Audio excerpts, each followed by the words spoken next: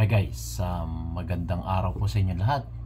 Ito naman pong muli ang inyong lingkod, si DIY KKB Informer.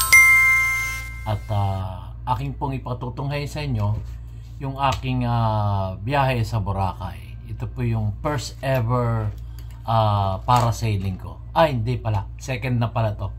Yung una ko pala sa sa Thailand. Kaya lang doon sa Thailand, hindi pa ako marunong mag-video, pero doon pala yung una kong parasailing sa Thailand. At it's cost me 1,000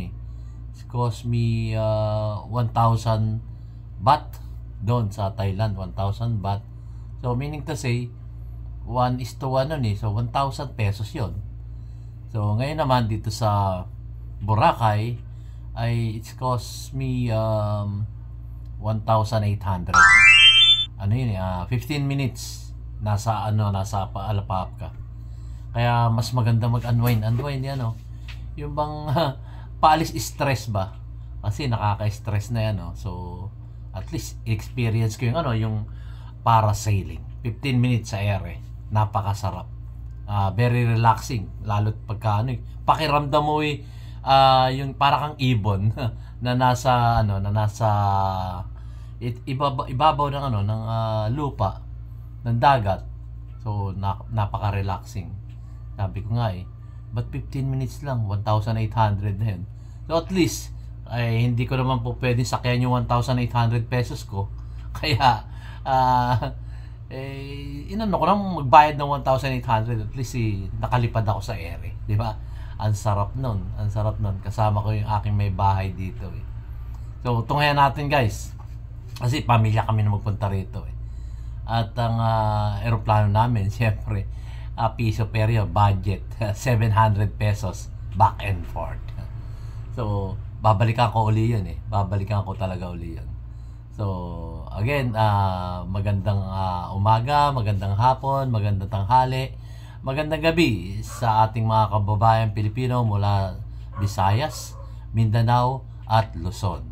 At gayon din ang ating mga OFWs na tinuturing nating mga buhay na bayani ng ating bansang Pilipino dahil sila'y nakakatulong sa ating ekonomiya.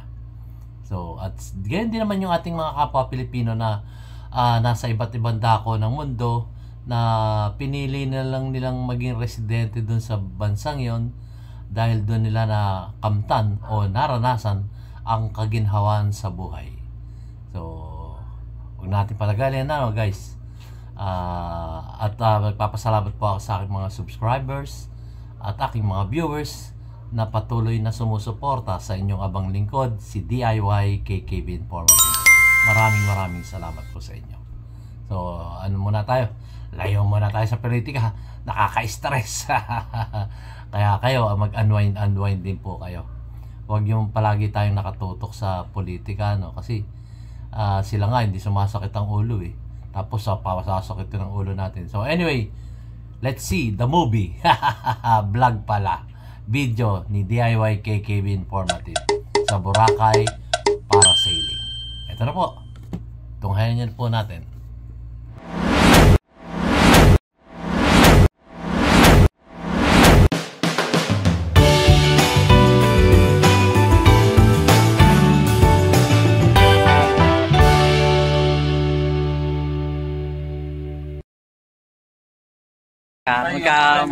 Muna ako ng jacket.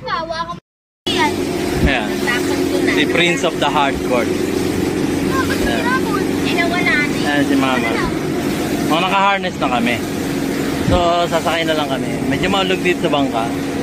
Ayan. Densya na kayo sa loob. Kasi talagang hawakan ko tong cellphone ko. Hawakan ko talaga to.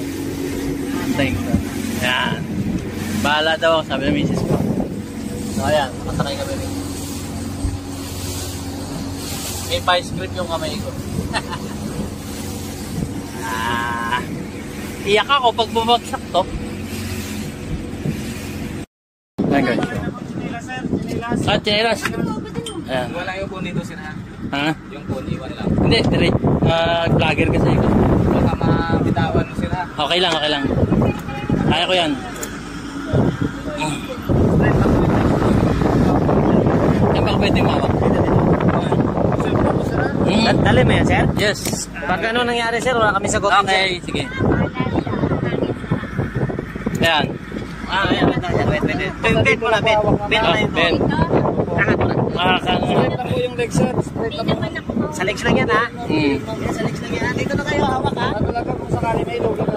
Maluwag lang yung paghawak, maluwag. Ay, bumitaw kayo. Saan ba ako? Hawak dito? Dito, sir, oh. Ma'am, kung sakaling ayaw yun sa taas,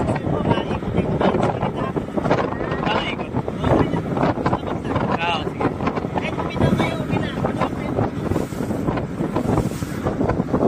Yan, bakit na kami guys? Yan. O, di ba? Bakit na kami?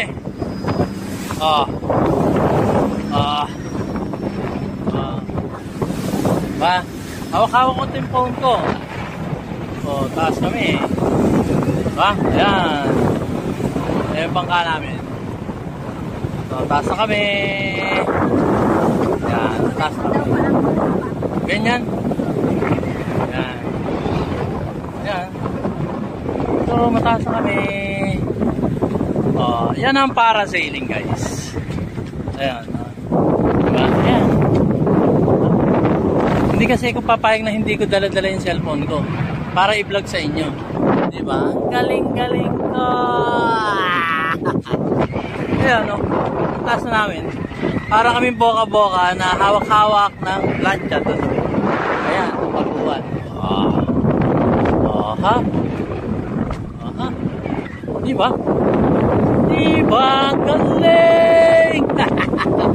Ito ang misis ko. Hi, ma.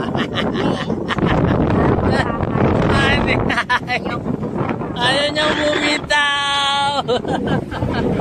Ako, hawak-hawak ko cellphone ko. Warning!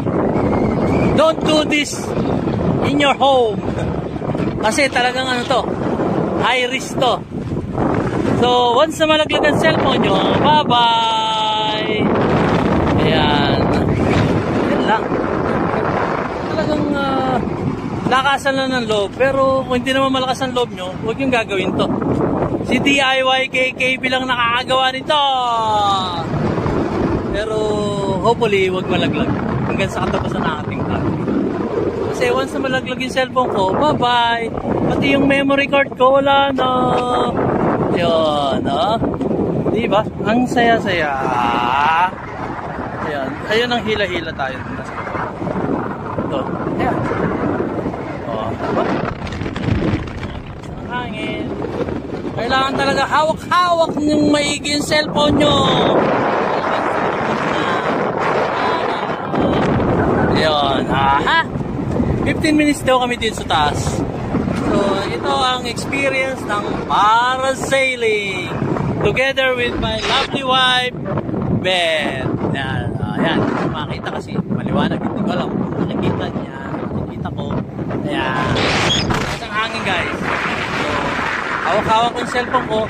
Malakas ang hangin talaga. Kailangan talaga, kung tatry nyo to,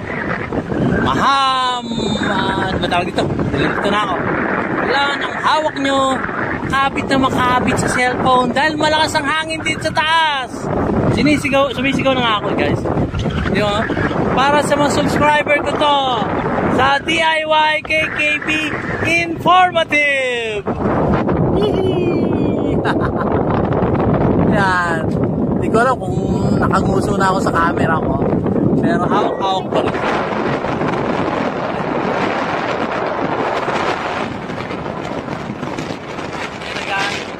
Ewan ko kung papayag sila sa 500.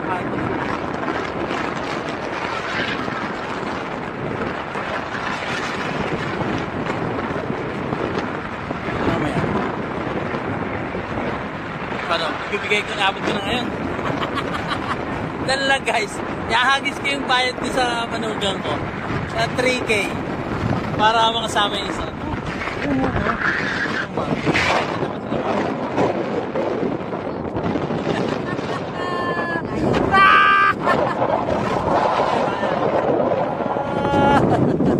Nagwe-wave kami.